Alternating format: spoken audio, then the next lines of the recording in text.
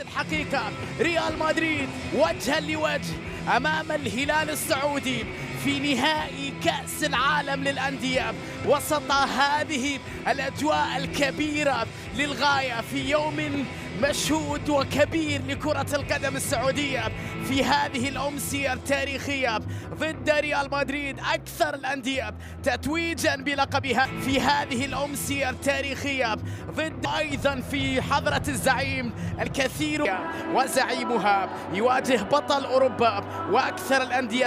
تتويجا بأهم بطولاتها دور الأبطال زعيم آسيا لكتابة تاريخ جديد مجرد الوصول لمقابلة ريال مدريد هذا حدث مهم ما بالك في مباراة رسمية وما بالك إذا ظهر الكروية العالمية المونديالية كامافينجا دافيد ألابا في وسط الدفاع بجانب أنطونيو روديغر وفي الجهة اليمنى داني كارفاخال يعود للتشكيلة تشواميني توني كروس لوكا مودريتش ماسيميليانو إيراتي من إيطاليا ويساعد جانغ هيون سو وسعود عبد الحميد في الخط الدفاعي الهلالي في وسط الميدان المحارب غوستافو يساند كاريك بحجم ريال مدريد مجرد مقابلة على شخصيته وقيمته وامكانياته هذا الزعيم اكثر من 70 مباراة نهائي وايضا معارك كبرى كبيرة كان يتألق فيها رجاله ونجومه واجياله والماريجا امام كامافينجا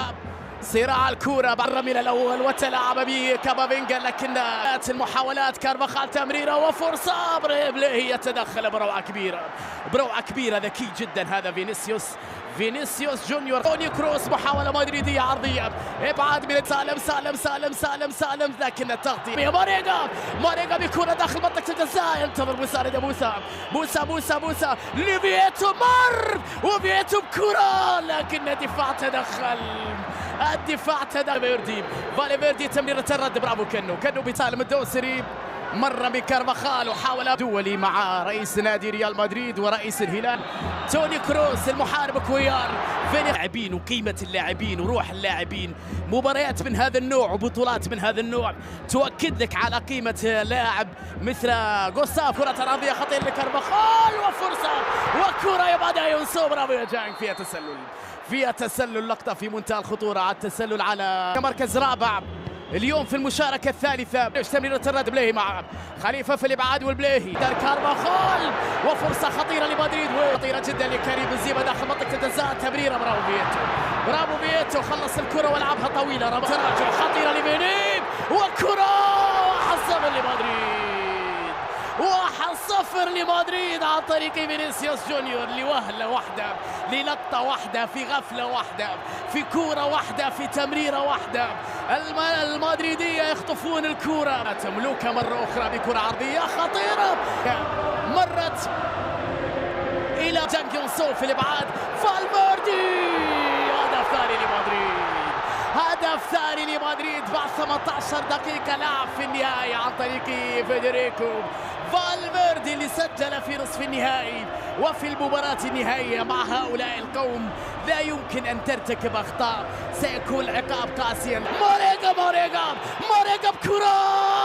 هدف يا زعيم الهلال يسجل في مرمى ريال مدريد في نهائي مونديال الأندية ماريجا بروعة كبيرة هذا الشيء بينية لفييتو وبعد فييتو بينية ماريجا بالكعب سعود على اليمين سعود يلعبها اليمين خلي ماريجا على اليمين كامافينجا في التغطية ماريجا وتوني كامافينجا فينيسيوس حذاري مع سعود عبد الحميد الكرة العرضية خطيرة الهدف الثالث لكريم بنزيما روعة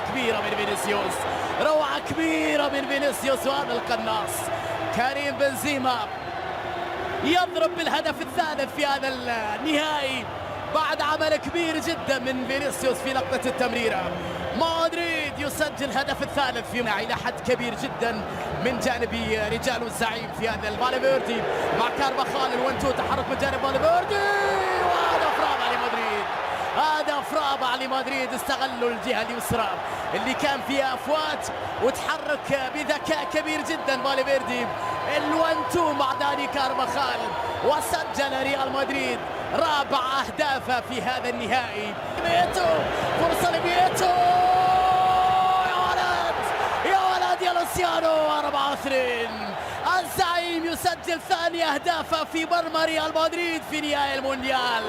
لوسيانو بعد تمريرة كبيرة ورائعة جدا من سعود عبد الحميد. جلاب روعة أجمل وأكبر إلى سعود. صعبة التمريرة، صعبة على سعود. آخر مسعود بيبعد الكرة، سيبايوس مر وبيليف والكرة في المرمى. هدف مدريدي خامس، الخامس لمصلحة ريال مدريد عن طريق فينيسيوس. مرة أخرى الأخطاء الدفاعية البسيطة، تفاصيل صغيرة جدا تحسب لك مباريات طبعا من هذا النوع أمام لاعبين بهذه القيمة وهذه الجودة وهذه الإمكانيات وهذه المستوى. سعودي ميشائيل مر، ميشائيل